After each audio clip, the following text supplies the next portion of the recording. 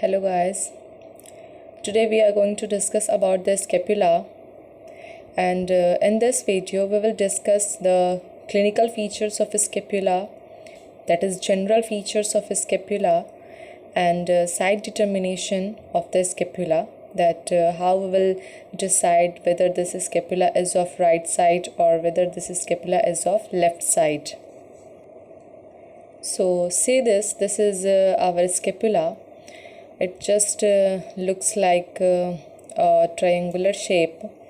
So this scapula is large, triangular and flat bone lying at the posterolateral aspects of the chest wall, just opposite the chest wall, and it is extended from 2nd to the 7th ribs. And this scapula forms the important part of the shoulder girdle.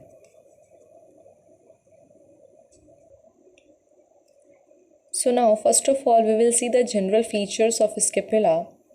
So if we will talk about the surfaces, there are two surfaces of scapula, that is the costal surface and the dorsal surface. See this, look over here. This surface is the costal surface. This surface is the costal surface, and here I have mentioned the muscles which are attached and which muscles are originating and which muscles are inserting, that all I have mentioned here. So first of all we will see the surfaces. So this is the costal surface. This is the costal surface, you can see over here easily, which is concave, and see this is the dorsal surface of the scapula. This dorsal surface is somewhat convex. You can see, if you will see like this, then you will observe that this is like convex. This is convex in nature. So the dorsal surface is convex and the costal surface is concave. See, you can see over here easily, this is concave and hollow. This is concave and hollow, and this is convex.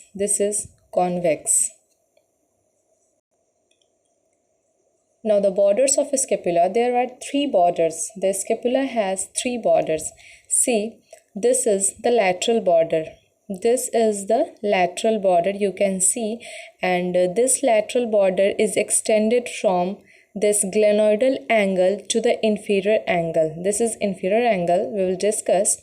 This border is extended from the glenoidal angle and inferiorly to the inferior angle. This is lateral border. Okay.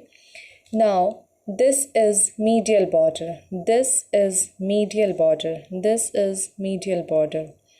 And the third one is superior border. You can see over here easily. This is superior border.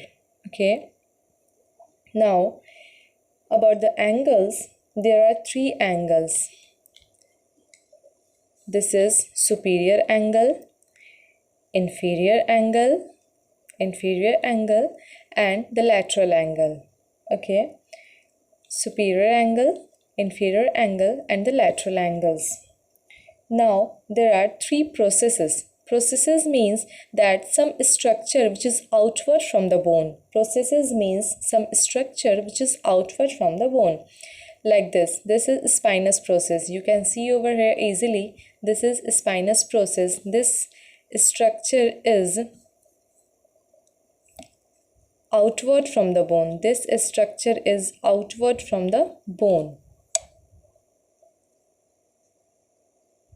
If you are seeing here, this is outward from the bone. Spinous process, acromion process, this is acromion process, and coracoid process, this is coracoid process. Now let's talk about the side determination of the scapula.